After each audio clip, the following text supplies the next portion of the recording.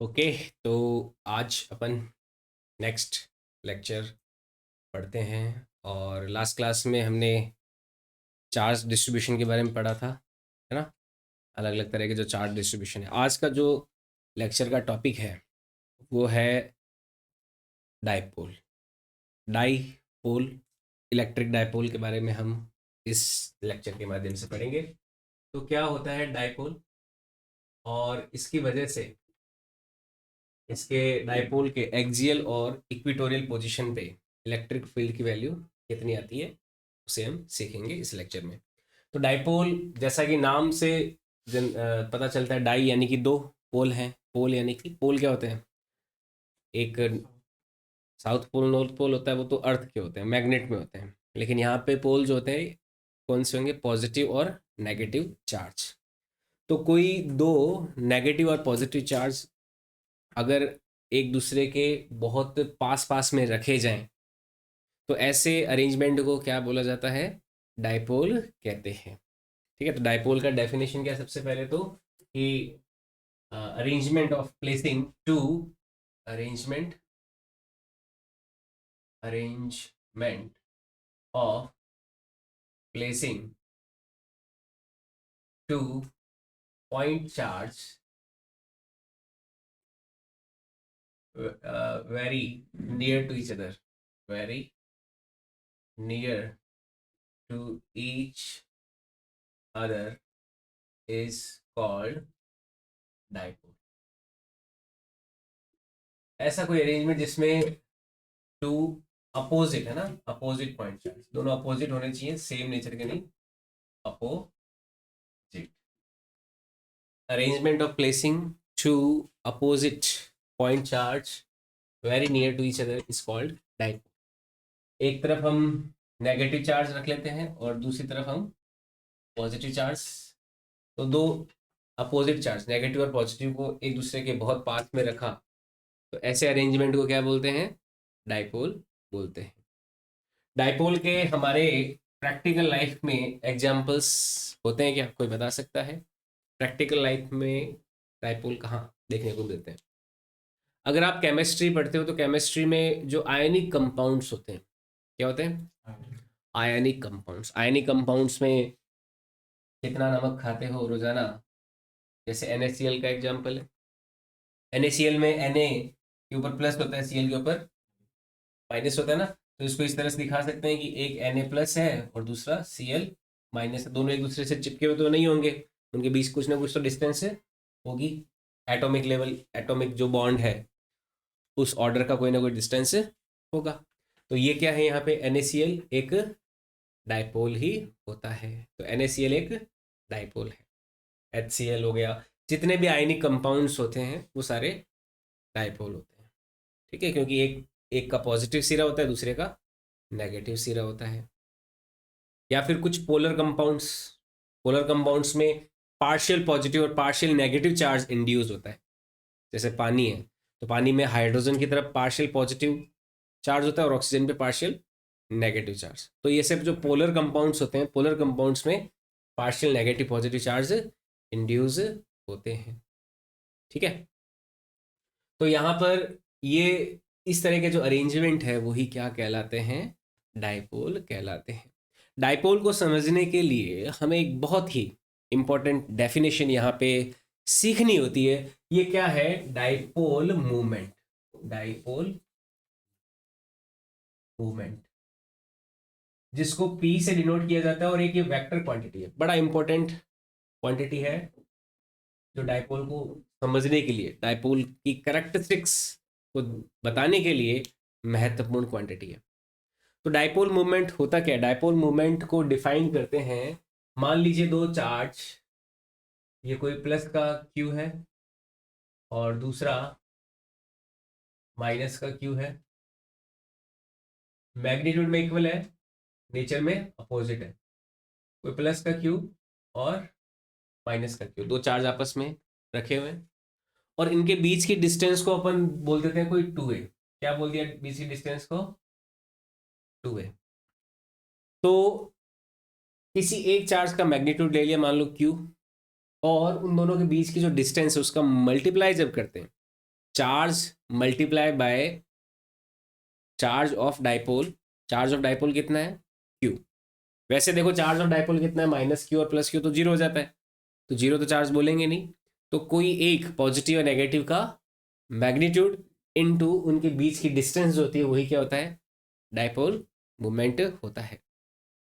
तो dipole moment जो P होता है वो कितना होता है, कोई एक का चार्ज इनटू चार्ज के बीच की distance, Q times two A. Two A क्या है यहाँ पे, distance between positive and negative charge. Two A क्यों लिया जाए, ए क्यों नहीं लिया गया, उसका कारण आप आगे जैसे हम इलेक्ट्रिक फील्ड निकालेंगे एक्सियल और इक्वेटोरियल पोजीशन पे, तो वहाँ पे आप समझेंगे कि इसको ए ना लेके टू ए क्यों लिया गया है, क्योंकि यहाँ पे सेंटर का बड़ा रोल होगा।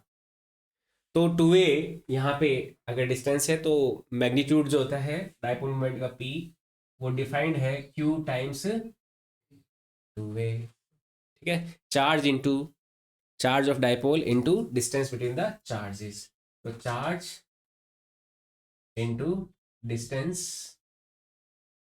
Between charges. तो चार्ज को चार्ज के बीच की डिस्टेंस से मल्टीप्लाई करेंगे तो क्या आ जाएगा, डाइपोल मोमेंट आ जाएगा। समझ आए, ये तो है मैग्नीट्यूड, ठीक है। इससे तो आएगा मैग्नीट्यूड, चार्ज इंटू चार्ज के बीच की डिस्टेंस। डायरेक्शन, क्योंकि मैंने बताया कि ये भाई वेक्टर क्वांटिटी होती है, तो इसकी डायरेक्शन क्या होती है, किसी को पता है डायरेक्शन क्या होती है, इसकी डायरेक्शन बिल्कुल सही, नेगेटिव से पॉजिटिव की ओर होती है ना। पॉजिटिव से नेगेटिव की नहीं ओर होती, डाइपोल की डाइपोल मोमेंट की डायरेक्शन किधर होती है, ध्यान रखना, नेगेटिव से पॉजिटिव की ओर। Direction of dipole moment, direction of dipole movement is from negative to positive, ठीक है। नेगेटिव चार्ज से पॉजिटिव चार्ज की ओर होती है। Direction of dipole moment is from negative charge to positive charge, ये जो नेगेटिव चार्ज उससे पॉजिटिव चार्ज की तरफ डाइपोल मोमेंट की डायरेक्शन होती है, ठीक है। यूनिट क्या हो जाएगी डाइपोल मोमेंट को मेजर करने की, यूनिट की बात करें तो चार्ज है और चार्ज इनटू चार्ज को किससे मल्टीप्लाई कर रहे हैं, डिस्टेंस से। चार्ज तो कितना हो गया कुलाम, और डिस्टेंस कितनी हो गई मीटर, तो charge into metre, coulomb into metre, तो यूनिट हो जाएगा कुलाम इनटू मीटर, ये इसका यूनिट हो जाएगा। समझ आई बात, ये यूनिट है, ओके। सिंपल से एक एग्जांपल कर लेते हैं। मान लीजिए कोई 2 गुलाम का चार्ज यहाँ पर है प्लस का, और 2 गुलाम का चार्ज माइनस का यहाँ पर है। इन दोनों के बीच की दूरी है कोई 1 मीटर या फिर 5 मीटर ले लेते हैं। तो इसका डाइपोल मोमेंट भी कितना होगा, दो चार्ज हैं, प्लस का 2 गुलाम और माइनस का 2 गुलाम, जो कि कोई 5 मीटर की डिस्टेंस पर है, तो उनका डाइपोल मोमेंट कितना आ जाएगा, पी बराबर चार्ज इंटू चार्ज के बीच की डिस्टेंस, तो पी कितना आ जाएगा 10 गुलाम इंटू मीटर, ये आंसर आ जाएगा। समझ आई बात। हालांकि डाइपोल मोमेंट बहुत कम होता है, इतना ज़्यादा नहीं होता, क्योंकि एटॉमिक लेवल पे जाते हो, एटम्स के लेवल पे जाते हो, तो डिस्टेंस कोई 5 मीटर थोड़ा ना होती होगी, डिस्टेंस तो कितनी होती है, आर्मस्ट्रॉन्ग में होती है ना। एटम की जो रेडियस होती है कितनी होती है, 10⁻⁻10 मीटर आर्मस्ट्रॉन्ग रेंज की होती है। तो जो बॉन्ड लेंथ वगैरह होती है या एटम्स के बीच की डिस्टेंस है वो तो आर्मस्ट्रॉन्ग रेंज की होगी। तो डाइपोल मोमेंट जो होता है एटॉमिक लेवल पे, डाइपोल मोमेंट क्या होता है, बहुत ज़्यादा कम होता है। समझ में आई बात। तो ये चीज़ आपको ध्यान में रखनी है, तो इसको यहाँ तक नोट कर लीजिए। अच्छा, एक और यहाँ पे जो यूनिट होती है वो ध्यान रखना डाइपोल मोमेंट की, जैसे कुलाम इंटू मीटर तो है, एक यूनिट होती है डिबाई, जो आपके केमिस्ट्री में जब आप केमिकल बॉन्डिंग पढ़ते हो तो वहाँ पे डिबाई यूनिट के बारे में भी बताया जाता है। तो उसका वैल्यू लिख लेना कि एक डिबाई जो होता है वो 3.34 इंटू 10⁻⁻30 गुलाम इंटू मीटर होता है। हालांकि केमिस्ट्री में यूज होता है, अपने फिजिक्स में यूज नहीं होगा। एक यूनिट होता है डिबाई, जो एटॉमिक फिजिक्स या फिर जो एटॉमिक बॉन्डिंग है केमिस्ट्री की, उसमें यूज़ किया जाता है। एक यूनिट और है debye, 3.34 into 10⁻⁻30 coulomb into metre, ये एक वैल्यू होती है डायपोल मोमेंट की। अब देखो आगे नेक्स्ट है एक डेरिवेशन, किसी डायपोल की वजह से उसकी एक्सियल पोजीशन पे और उसकी जो इक्वेटोरियल पोजीशन, वहाँ पर इलेक्ट्रिक फील्ड की वैल्यू कितनी आएगी। 12th के बोर्ड के हिसाब से डेरिवेशन महत्वपूर्ण है, थोड़ा ध्यान से सीखना। तो electric field due to dipole, electric field due to dipole, dipole की वजह से इलेक्ट्रिक फील्ड। सबसे पहले लेंगे हम इक्वेटोरियल पोजीशन के लिए। इक्वेटोरियल पोजीशन क्या होती है, जो इक्वेटोरियल एक्सिस, जो डायपोल की एक्सिस होती है, उस पोजीशन पे हम लेंगे, इक्वेटोरियल पोजीशन पे। पहले लेंगे electric field due to dipole on equatorial axis, axial axis. पहला electric field at axial position. एक तो होता है एक्सियल पोजीशन और एक होता है इक्वेटोरियल पोजीशन। एक्सियल पोजीशन क्या, मान लीजिए ये डायपोल है आपका, ये नेगेटिव और पॉजिटिव चार्ज वाला, ये तो है माइनस का क्यू और ये है प्लस का क्यू, ठीक है। अब ये जो डिस्टेंस है यहाँ से यहाँ तक की, ये है ए और ये भी है ए, टोटल डिस्टेंस कितनी होती है 2a। तो मैंने इस डिस्टेंस को, सेंटर जो है इसका, इस सेंटर से ये डिस्टेंस ए ले ली और ये भी डिस्टेंस कितनी ले ली, ए ले ली। ये माइनस का क्यू है, ये प्लस का क्यू है। अब जो डायपोल का सेंटर है, उस सेंटर से कोई स्मॉल आर डिस्टेंस पे, यहाँ पे ये जो पोजीशन होती है ना डायपोल की, जो एक्सिस है, उस एक्सिस पे कोई पॉइंट पे, यहाँ पे मान लो कोई पॉइंट लिया, इस पॉइंट पे हमें इलेक्ट्रिक फील्ड की वैल्यू निकालनी। तो यहाँ पर देखो इलेक्ट्रिक फील्ड की वैल्यू क्या आएगी, जैसे किसी पॉइंट चार्ज की वजह से इलेक्ट्रिक फील्ड क्या होता है, k Q upon are square होता है ना। कोई पॉइंट चार्ज हो, उसकी वजह से इलेक्ट्रिक फील्ड क्या होता है, k Q upon are square. तो जो माइनस क्यू चार्ज है, उसकी वजह से मान लीजिए इलेक्ट्रिक फील्ड आया ई माइनस क्यू की वजह से, कितना आएगा, के क्यू अपॉन माइनस क्यू से इस पॉइंट की डिस्टेंस कितनी है, आर प्लस ए है ना।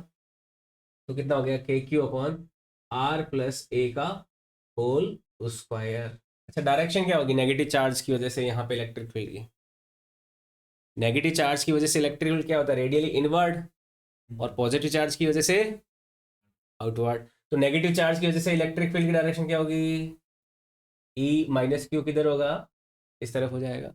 और ई प्लस क्यू, इस पॉजिटिव चार्ज की वजह से इलेक्ट्रिक फील्ड किधर होगा, रेडियली आउटवर्ड होता है, तो ई प्लस क्यू क्या हो जाएगा, आउटवर्ड इधर हो जाएगा। और ई प्लस क्यू की जो वैल्यू है, अगर मैं पॉजिटिव चार्ज की वजह से इलेक्ट्रिक फील्ड का मैग्नीट्यूड लिखूं यहाँ पे, तो ई प्लस क्यू कितना है, के क्यू अपॉन में मैग्नीट्यूड देख रहे हैं आर। अब नीचे वाला आर कितना है, देखो डिस्टेंस, ये आर है, आर में से ए चला जाएगा तो ये कितना बचेगा, आर माइनस ए ना। तो पॉजिटिव चार्ज की वजह से इलेक्ट्रिक फील्ड की कितना हो जाएगा वैल्यू, के q upon are minus a का होल स्क्वायर। समझ में आई बात। तो ये तो माइनस क्यू की वजह से है इलेक्ट्रिक फील्ड इस पॉइंट पे, और ये क्या है, प्लस क्यू की वजह से है इस पॉइंट पे इलेक्ट्रिक फील्ड। दोनों की डायरेक्शन अलग अलग है।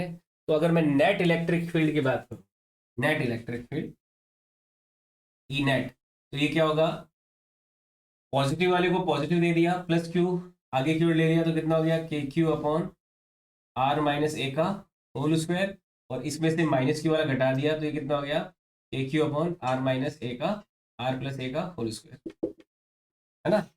प्लस क्यू वाले में से माइनस क्यू वाला घटा दिया, क्योंकि वेक्टर क्वांटिटी है, प्लस क्यू वाला इधर दे रहा है, माइनस क्यू वाला इधर दे रहा है, तो प्लस क्यू वाला जो पॉजिटिव डायरेक्शन में है, माइनस क्यू वाला जो नेगेटिव डायरेक्शन में, क्या लगा दिया, माइनस। समझ में आई बात। इससे क्या आ गया, नेट इलेक्ट्रिक फील्ड का एक्सप्रेशन आ गया। ओके, अब यहाँ पे हमें एक अप्रोक्सीमेशन करना होता है। उस अप्रोक्सीमेशन को करने के लिए हम क्या करते हैं, तो नेट इलेक्ट्रिक फील्ड है ई, इसमें मैं के क्यू को कॉमन ले लेता हूं और यहां पे आ जाएगा 1/r माइनस ए का whole square minus of 1/r plus a का होल स्क्वायर। किसको कॉमन ले लिया? के क्यू को कॉमन ले लिया। अब यहां से देखो r को भी कॉमन ले लेते हैं। क्या ले लेते हैं? r को भी कॉमन ले लेते हैं। तो e की वैल्यू जो आएगी वो आ जाएगी के क्यू 1/, देखो r को कॉमन लूंगा तो बाहर क्या आएगा? आर स्क्वायर बाहर आएगा ना। तो आर स्क्वायर बाहर आएगा, मैं उस आर स्क्वायर को यहाँ पे लिख देता हूँ क्योंकि यहाँ से भी आर स्क्वायर कॉमन आएगा, यहाँ से भी आर स्क्वायर कॉमन आएगा। तो आर स्क्वायर कॉमन आया बाहर, इसको ले लेता हूँ 1 माइनस ए अपॉन आर का होल स्क्वायर, ऐसा लिख सकते हैं। क्यों लिखा? आर कॉमन लिया तो यहाँ पे 1 हो गया, ये ए अपॉन आर हो गया, आर बाहर आ गया, आर स्क्वायर बाहर आया, आर स्क्वायर को यहाँ पे रख दिया क्योंकि यहाँ से भी देखो आर स्क्वायर बाहर आने वाला है। तो ये हो जाएगा 1 प्लस ए अपॉन आर का होल स्क्वायर। ये एक्सप्रेशन बन जाएगा 1 माइनस ए अपॉन आर का whole square 1 plus a upon r का होल स्क्वायर। ठीक है, तो इलेक्ट्रिक फील्ड का एक्सप्रेशन बन रहा है E इज इक्वल टू के क्यू अपॉन आर स्क्वायर। इसको मैं ऊपर लेके जाऊं तो ये हो जाएगा 1 minus a upon r, a upon r का power -2 minus of 1 plus a upon r का पावर -2, ये हो जाएगा। ठीक है, अब यहां पे देखिए अगर r की वैल्यू बहुत बहुत बहुत ज्यादा है किससे? a से।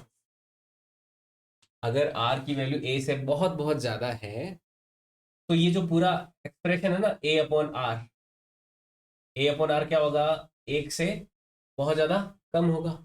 अच्छा, आर की वैल्यू ज्यादा कब होती है? जैसे एटॉमिक लेवल पे है, एटम्स की बात करें तो एटम्स में बॉन्ड लेंथ बहुत कम होती है ना। और बॉन्ड लेंथ के सेंटर पॉइंट से कोई जनरल पॉइंट, उसकी डिस्टेंस क्या होगी? बहुत ज़्यादा होगी ना। तो इसीलिए जनरली अपन ये यहाँ पे अप्रोक्सीमेशन लेते हैं कि आर जो है वो क्या है? बहुत बहुत बहुत ज़्यादा है ए से। ये आर बहुत ज़्यादा है इस ए से, है ना, क्योंकि एटम्स के बीच की डिस्टेंस बहुत कम होती है। समझ आई बात? तो r is much much much greater than for a. तो ए अपॉन आर क्या हो जाएगा? एक से बहुत छोटा हो जाएगा। अब यहाँ पे एक फिजिक्स के बेसिक्स में एक बात पढ़ाई जाती है जो मैथमेटिकल होता है ना, फिजिक्स के स्टार्टिंग में एक होता है बेसिक मैथमेटिक्स। तो वहाँ पे एक बाइनोमियल अप्रोक्सीमेशन पढ़ाया जाता है। क्या पढ़ाया जाता है? Binomial approximation.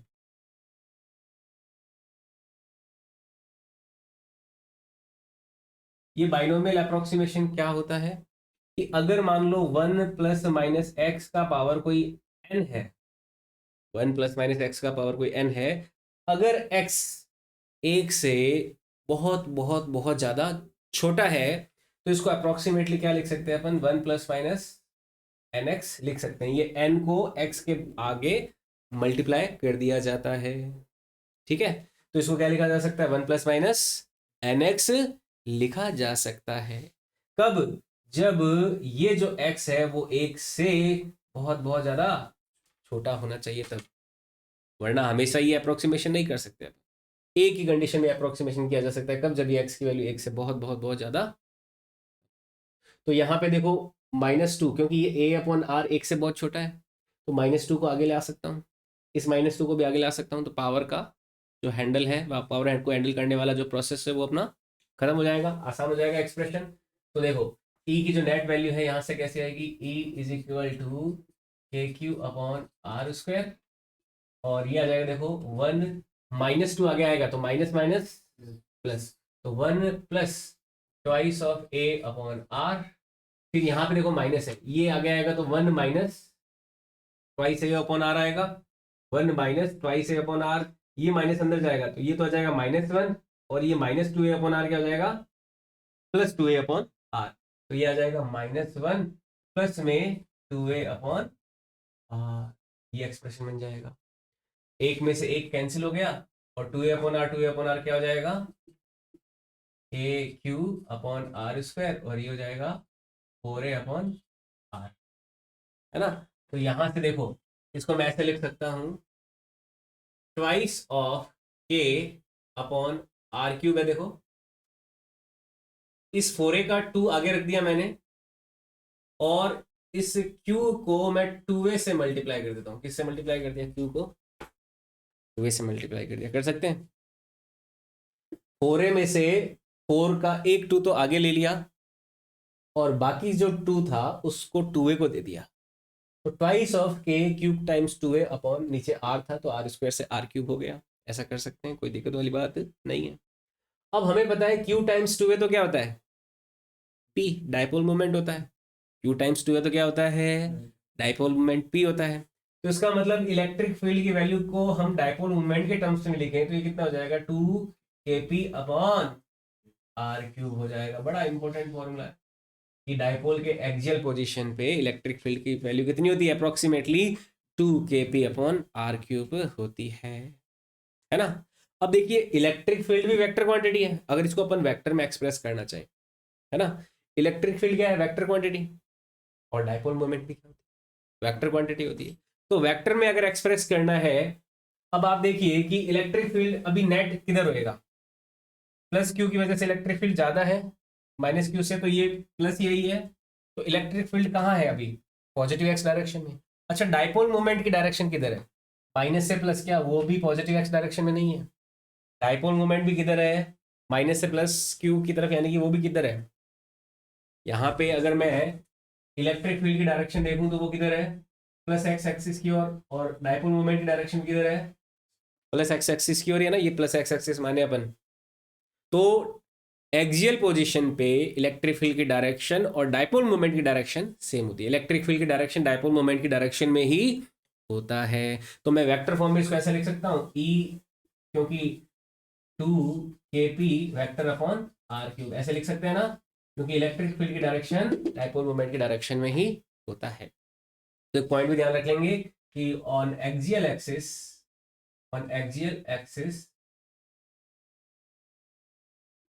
Direction of electric field is towards the direction of dipole moment। तो एक्सियल पोजीशन पे इलेक्ट्रिक फील्ड की डायरेक्शन किधर होती है? डाइपोल मोमेंट की डायरेक्शन में ही होती है। समझ में आई बात? ओके, तो ये फटाफट नोट कर लीजिए। तो ये है electric field due to dipole on its axial positions. Axial axis पे जितने भी पॉइंट्स हैं उनकी वजह से इलेक्ट्रिक फील्ड कितना होता है? 2kp अपॉन r क्यूब आता है। और डायरेक्शन किधर? डाइपोल मोमेंट की और ही होती है। जिधर डाइपोल मोमेंट है उधर इलेक्ट्रिक फील्ड की डायरेक्शन होगी। समझ आई बात? तो आपको डाइपोल मोमेंट की डायरेक्शन ध्यान में रहना चाहिए। अब नेक्स्ट जो सेकंड पार्ट है वो है electric field on equatorial axis, है ना। Electric field on equatorial axis क्या होती है? इक्विटोरियल एक्सिस समझेंगे। तो नेक्स्ट लेते हैं electric field due to dipole on equatorial axis. दूसरा डेरिवेशन होगा इक्विटोरियल। इक्विटोरियल एक्सिस कैसे होती है? ये मान लो नेगेटिव चार्ज माइनस क्यू ले लिया, ये ए और ये भी ए, और ये पॉजिटिव चार्ज ले लिया, ये प्लस का क्यू। दोनों चार्ज के सेंटर से जो पास होने वाली एक्सिस है, ये वाली एक्सिस देखिए, तो दोनों चार्ज के सेंटर से पास होती है, वो कौन सी एक्सिस होती है? इक्विटोरियल एक्सिस होती है, जो दोनों चार्जेस के सेंटर से पास होती है। That axis is equatorial. अब इस पॉइंट पे, यहां से सेंटर से आर डिस्टेंस पे ये जो पॉइंट है, इस पॉइंट पे हमें इलेक्ट्रिक फील्ड कितना होगा इस डायपोल की वजह से वो निकालना है। तो निकालते हैं। मेथड वही है कि प्लस क्यू की वजह से, देखो अगर इलेक्ट्रिक फील्ड देखें तो प्लस क्यू चार्ज की वजह से इलेक्ट्रिक फील्ड की वैल्यू इस तरफ होगी, कितना ई कोई प्लस क्यू होगा, इधर होएगा। माइनस क्यू की वजह से इलेक्ट्रिक फील्ड की डायरेक्शन, माइनस क्यू की वजह से इलेक्ट्रिक फील्ड की डायरेक्शन इधर होगी, ये मान लो गया कोई ई माइनस क्यू। प्लस की वजह से electric field E plus Q कोई उधर हो गया, माइनस क्यू की वजह से इलेक्ट्रिक फील्ड कोई ई माइनस क्यू इधर हो गया। अच्छा, ई प्लस क्यू और ई माइनस क्यू की वैल्यूज अगर देखें, ये ए है ये आर है, तो ये डिस्टेंस कितनी हो जाएगी? पाइथागोरस थ्योरम, रूट में a square plus r square, ये डिस्टेंस हो गई। और ये डिस्टेंस कितनी हो जाएगी? रूट में a square plus r square हो जाएगी। ठीक है। अब देखो इलेक्ट्रिक फील्ड के जो मैग्नीट्यूड है, ई प्लस क्यू और ई माइनस क्यू का वैल्यू देखो सेम है। ई प्लस क्यू और ई माइनस क्यू का जो मैग्नीट्यूड है दोनों का सेम है, वो कितना है? K q upon r square कितना हो गया? A square plus r square, root का होल स्क्वायर करेंगे तो रूट गायब हो जाएगा, जाएगा ना। डिस्टेंस कितनी है? K q upon r square, r कितना है इस बार? रूट में a square plus r square है, उसका होल स्क्वायर करोगे तो क्या बच जाएगा? केवल ए स्क्वायर प्लस आर स्क्वायर ही बच जाएगा, है ना। तो ये दोनों का मैग्नीट्यूड सेम है। अब देखो दोनों का मैग्नीट्यूड सेम है, वेक्टर का रिजल्टेंट अगर निकालना है तो हम यहाँ पे क्या करते हैं, ये एंगल अगर मैं थीटा लूं तो ये भी एंगल क्या हो जाएगा? थीटा हो जाएगा। अब इससे मैं इसको ई प्लस क्यू और ई माइनस क्यू ना लेके खाली ई ले लेता हूँ, क्यों? क्योंकि दोनों का मैग्नीट्यूड क्या है? सेम है। लेट्स से दिस इज ई, ताकि आपको कोई कंफ्यूजन ना हो। मान लो इसको क्या बोल दिया? ई बोल दिया। तो इस ई का वेक्टर में थीटा के अपोजिट डायरेक्शन वाला कंपोनेंट क्या होता है? साइन। तो ई का ऊपर वाला कंपोनेंट ई साइन थीटा हो गया, और ये भी कंपोनेंट क्या हो जाएगा? ई साइन थीटा। तो देखो इलेक्ट्रिक फील्ड का ये कंपोनेंट ई साइन थीटा, ये कंपोनेंट भी साइन थीटा, ये तो दूसरे को क्या कर देंगे? कैंसिल आउट कर देंगे। लेकिन कॉस कंपोनेंट इधर वाले देखो, इस इलेक्ट्रिक फील्ड का ये कंपोनेंट ई कॉस थीटा इधर वाला, और इसका भी कंपोनेंट ई कॉस थीटा इधर वाला, दोनों ऐड हो जाएंगे। समझ में बात? देखो ई का ये कंपोनेंट ई कॉस थीटा, इस ई का भी ये कंपोनेंट ई कॉस थीटा, ये component sine theta sine theta sine theta component तो कैंसिल आउट कर देंगे, कॉस थीटा कंपोनेंट्स जुड़ जाएंगे।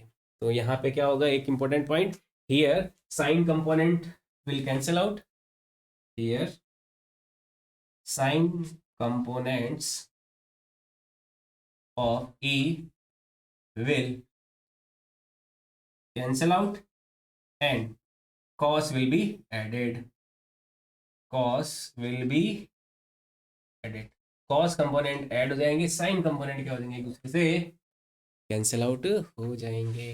तो cos कंपोनेंट ऐड करेंगे तो इसका मतलब जो नेट इलेक्ट्रिक फील्ड है ई नेट, वो कितना आ जाएगा? 2e cos थीटा आ जाएगा। ठीक है, ई नेट की वैल्यू, ई नेट को मैं बोल देता हूँ इक्विटोरियल एक्सिस है, तो इसको ई ई क्यू बोल देता हूँ इक्विटोरियल एक्सिस के लिए। तो ई ई क्यू, ई इक्विटोरियल एक्सिस ई क्यू की वैल्यू कितनी आ जाएगी? 2e। ई का वैल्यू कितना है? K q upon a square plus r square है, कॉस थीटा। कॉस थीटा का देखो वैल्यू निकाल लेते हैं। ये एंगल थीटा है तो क्या ये एंगल भी थीटा नहीं होएगा? ये देखो जेड बन रहा है ना, मैथमेटिक्स में अगर आपको ज्योमेट्री का कुछ याद हो, जेड में ये थीटा और ये थीटा बराबर होते हैं, तो ये थीटा बराबर है। अब इस थीटा, इस ट्राइंगल में देखो कॉस थीटा बराबर क्या होता है? Base upon hypotenuse.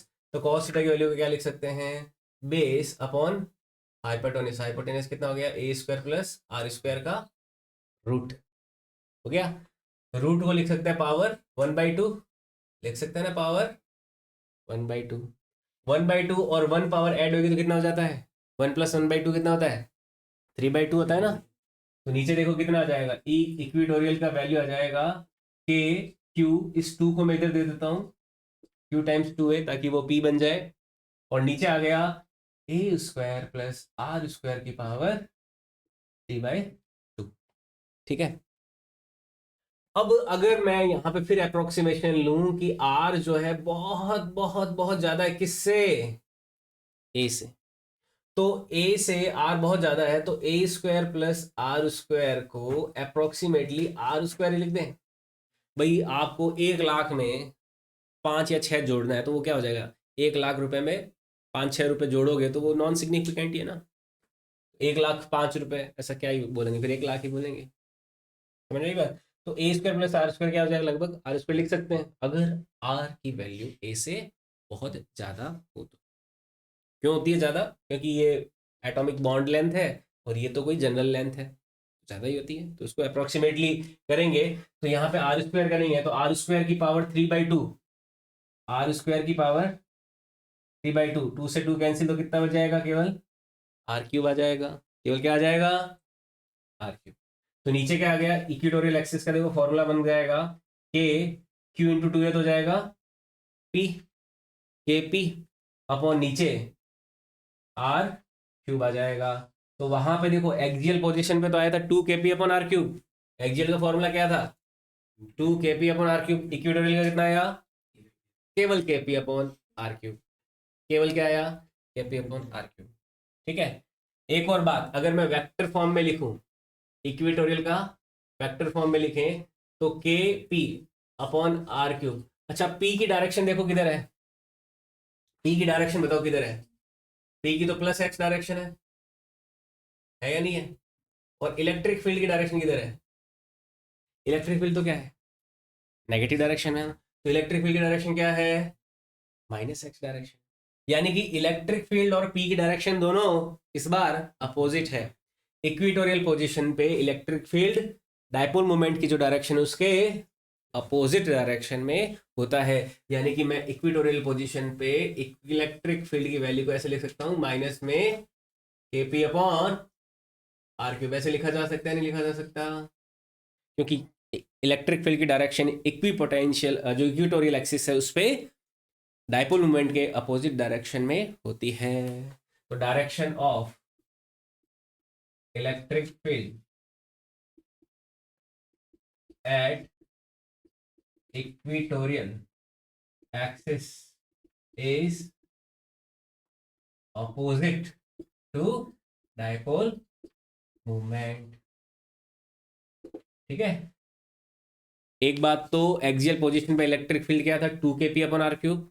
इक्वेटोरियल पे क्या है? केवल kp upon r cube. Axial position पे इलेक्ट्रिक फील्ड की डायरेक्शन जो हमारे डायपोल मोमेंट की डायरेक्शन है वही होती है, लेकिन इक्वेटोरियल एक्सिस पे इलेक्ट्रिक फील्ड की डायरेक्शन डायपोल मोमेंट की डायरेक्शन के अपोजिट होती है ना? और रेशो अगर देखें एक्सियल का इक्वेटोरियल के साथ, axial divided by equatorial, axial तो कितना है?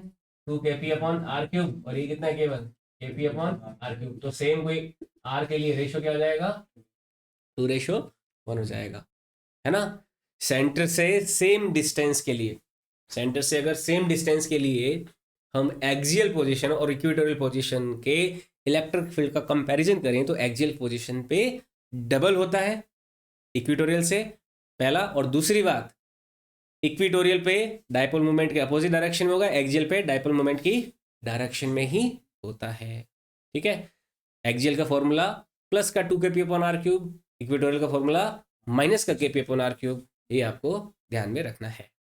ठीक है, इसको नोट कर लीजिए। अब देखो, ये इक्वेटोरियल और एक्सियल पोजीशन पे इलेक्ट्रिक फील्ड की वैल्यू निकालने के लिए फॉर्मूले देखिए। एक एनसीईआरटी का सवाल है आपका, जैसे एग्जाम्पल नंबर 1.110, इसे आप फटाफट सॉल्व कर लीजिए। डेटा इसका क्या है? एक एनसीईआरटी का है आपके, केवल सीधा फॉर्मूला ही यूज होना है।